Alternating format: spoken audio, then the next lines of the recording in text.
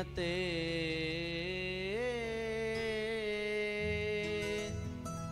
रामचंद्राय नमः।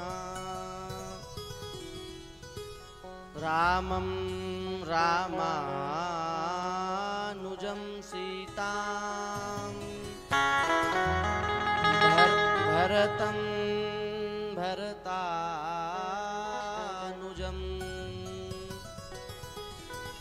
सुग्रीवं वायुसूनुं च प्रणमामि पुनः पुनः। श्री सीतानाथ समारंभां श्रीरामानंदार्य मध्यमाम् अस्मदाचार्य पर्यन्तां वन्दे श्री गुरु परम्पराम्। यस्यामलानृतयशस्रवणावगाः सद्यः पुनाति जगदाश्वपचाद्विकुण्ठः। सोऽहं भवद्भ्य उपलब्धसुतीर्थकीर्ते छिन्द्यां स्वबाहुमपि वः प्रतिकूलवृत्तिम्। श्री वृंदावन बिहारी लाल की जय। परम पूज्य श्री व्यास जी महाराज की जय हो। श्रीमद्भागवत महापुराण की जय।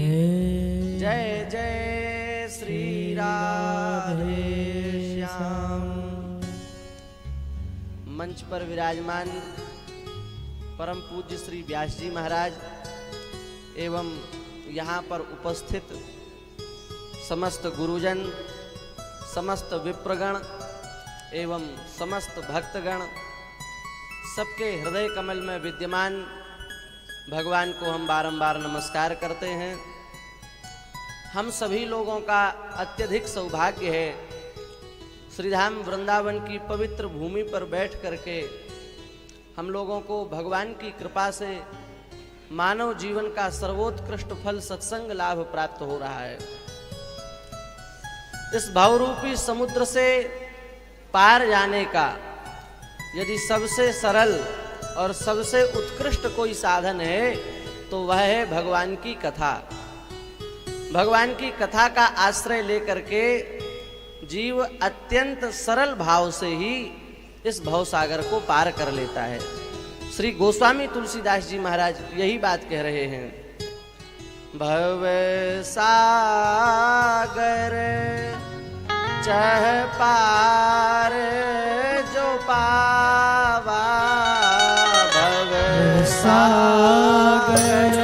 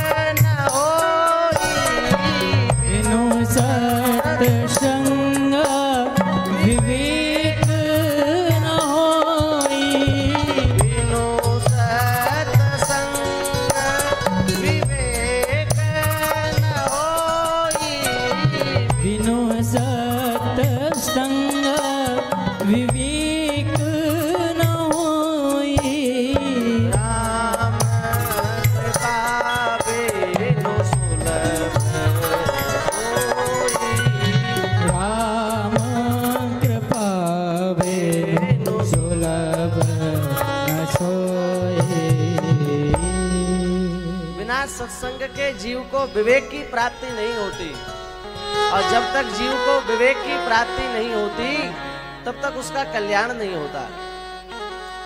विवेक शब्द का अर्थ क्या है? सत और असत का जो विवेक कर सके, सत और असत का जो विचार कर सके, उसे ही विवेकी व्यक्ति कहा गया है। संसार में कौन सी वस्तु सत्य है, कौन सी वस्तु असत्य है, संसार में क्या सत्य है, संसार में क्या असत्य है, इसका जिसको वास्तविक बोध है वही विवेकी व्यक्ति है। इस संसार में परमात्मा तत्व के अतिरिक्त अन्य कोई वस्तु सत्पद वाच्य है ही नहीं। सत शब्द का अर्थ है जिसमें जो तीनों कालों में समान रूप से विद्यमान हो, उसको सत कहते हैं। अस्तिति सत, भूतकाल में, वर्तमान काल में, भविष्य काल में, तीनों कालों में जिसकी सत्ता समान रूप से विद्यमान हो वो सत है। और ऐसे केवल भगवान हैं। हम लोग तो 100 वर्ष पूर्व नहीं थे, रहे भी होंगे तो किसी दूसरे शरीर में रहे होंगे, इस शरीर से तो नहीं थे, और 100 वर्ष बाद भी इस शरीर से नहीं रहेंगे। हम लोग सत्य नहीं है। पर भगवान जो तिहु काल एक रस रही, भूतकाल में, भविष्य काल में, वर्तमान काल में, तीनों कालों में जिसकी सत्ता समान रूप से विद्यमान हो वो सत है।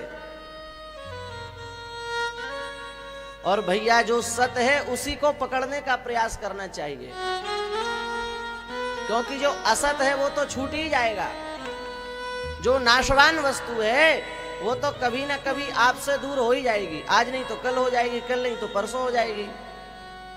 तो जो असत वस्तु है, जो नाशवान वस्तु है, उसका कभी ना कभी अभाव होता है।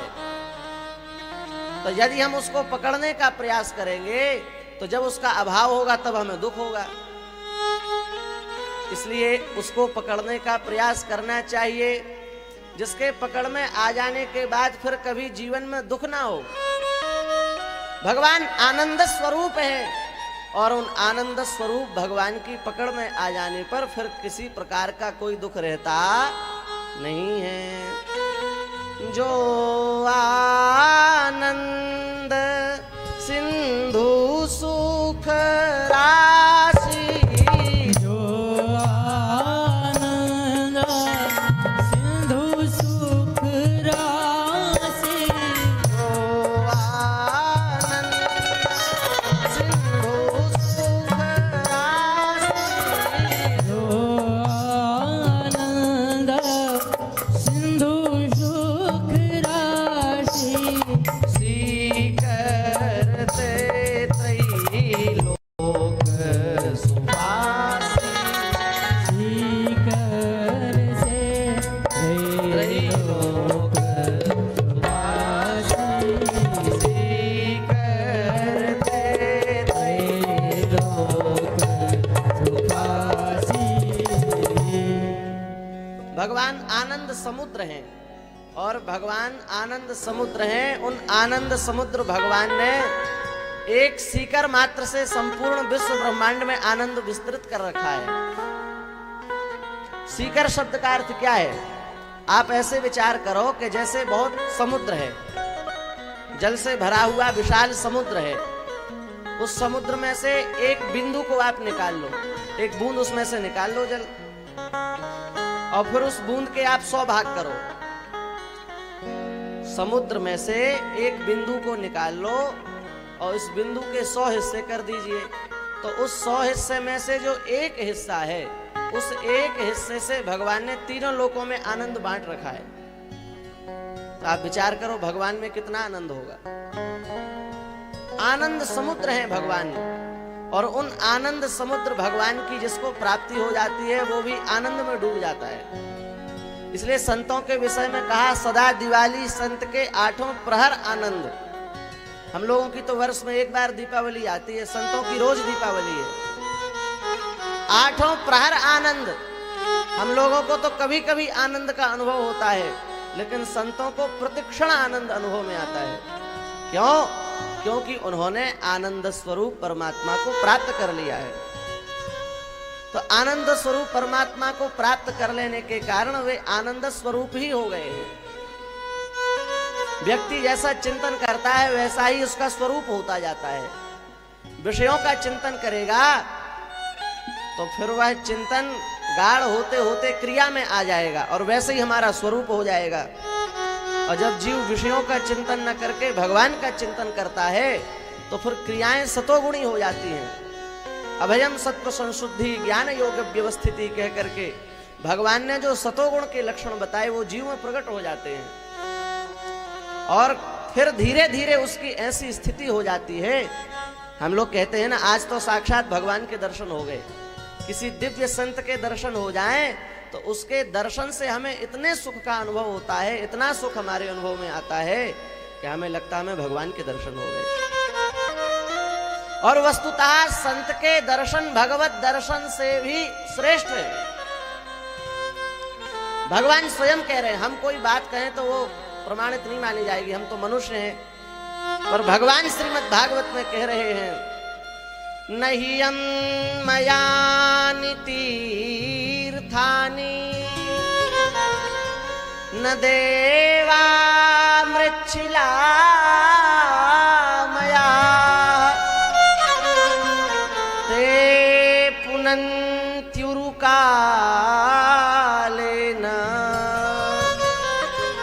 यूयं दर्शन मात्रता। भगवान कह रहे हैं कि मेरे जो पुण्य तीर्थ हैं, गंगा जी हैं, यमुना जी हैं, कावेरी जी हैं, सरस्वती जी हैं, उनके दर्शन से जीव पवित्र तो होता है पर उतने शीघ्र पवित्र नहीं होता। मेरे सुंदर सुंदर जो श्री विग्रह हैं उनका दर्शन करने से भी जीव पवित्र तो होता है पर उतने शीघ्र पवित्र नहीं होता। कितने शीघ्र? बोले ते पुनन्त्युरुकालेन, वे मेरे तीर्थ, वे मेरे दिव्य विग्रह जीव को कुछ समय बाद पवित्र करेंगे। पर मेरे प्राण प्यारे भक्त का दर्शन हो जाए तो वो प्राण प्यारा मेरा जो भक्त है वो तो केवल दर्शन मात्र से जीव को तत्क्षण पवित्र कर देगा। साधु पुरुषों की महिमा है, सत्पुरुषों की महिमा है, ब्राह्मणों की महिमा है। बस वही कार्य महाराज जी कर रहे हैं। आनंद स्वरूप परमात्मा की प्राप्ति का जो साधन है वो श्रीमद् भागवत है। हम लोग आनंद की प्राप्ति तो करना चाहते हैं पर उसकी खोज गलत दिशा में है। आनंद है परमात्मा में और हम खोज रहे हैं विषयों में। तो महाराज जी क्या कर रहे हैं? यहां बैठ करके आपको भगवान की कथा सुना रहे हैं। उस कथा के माध्यम से क्या कर रहे हैं? आपको यही बताने का प्रयास कर रहे हैं कि भैया संसार में आनंद है नहीं, होगा नहीं, था नहीं, हो सकता नहीं। यदि संसार में आनंद होता तो आज तक आपको प्राप्त हो जाता, पर नहीं हुआ। इसलिए संसार में आनंद नहीं है। आनंद है भगवान की प्राप्ति में, आनंद है भगवान की शरणागति में, आनंद है भगवान के भजन में। लेकिन उसका साधन क्या है, उसका मार्ग क्या है, हम कैसे साधन करें, हम कैसे भजन में लगें, हमारा मन कैसे भगवान में लगे, इसी सब की प्राप्ति का साधन है श्रीमद् भागवत। इसका मार्ग बताता है श्रीमद् भागवत। श्रीमद् भागवत के स्कंद पुराण के महात्म्य को जब आप देखेंगे तो वहां लिखा है कि भगवान के परम धाम जाने के बाद में भगवान की जो रानियां हैं वे दुखी हैं। उन्हें लग रहा है कि ठाकुर जी हमको छोड़ करके चले गए, वे बहुत दुखी हैं। बाद में उनको उद्धव जी ने श्रीमद् भागवत की कथा सुनाई। जब श्रीमद् भागवत की कथा सुनाई तब जाकर के उन रानियों को ज्ञान हुआ कि श्री कृष्ण हमसे दूर है नहीं, श्री कृष्ण हमारे सदा सर्वदा सन्निकट हैं। भगवान के सामीप्य का अनुभव श्रीमद् भागवत से होता है। हमारे मन में ऐसा भाव आ जाएगा कि भगवान हमारे अत्यंत निकट हैं। और आचार्य जी की आपके ऊपर विशेष कृपा है, क्योंकि आपके यहाँ यदि कथा करने जाते तो महाराज जी अकेले जाते, पर यहाँ महाराज जी ने सब संतों को बुलाया, सबको बुला करके आपको दर्शन करवाया और दर्शन करा करके आपको पवित्र कर दिया। भगवान की कथा सुना करके भगवान के प्राण प्यारे भक्तों का, संतों का, ब्राह्मणों का, गुरुजनों का दर्शन करा के आपको पवित्र कर दिया। निश्चित ही आप सब लोग बड़े भाग्यशाली हैं। हम तो आप लोगों से प्रार्थना करेंगे कि ऐसा अवसर बार बार प्राप्त नहीं होता, इसलिए मन में संकल्प करिए और प्रतिवर्ष इसी प्रकार से हम लोग भागवत की कथा श्रवण कर सके, ऐसा अपने मन में संकल्प करिए। इसी माध्यम से हम लोगों को भी आपका दर्शन हो जाता है और आपको सब संतों का दर्शन हो जाता है। ये बड़ा अलभ्य लाभ है। आप सब लोग खूब भगवान की भक्ति करें, खूब प्रसन्न रहें। इसी भावना के साथ व्यासपीठ को प्रणाम करते हुए, सभी पूज्य संतों, ब्राह्मणों, गुरुजनों को प्रणाम करते हुए हम अपनी वाणी को विराम देते हैं। श्री वृंदावन बिहारी लाल की जय।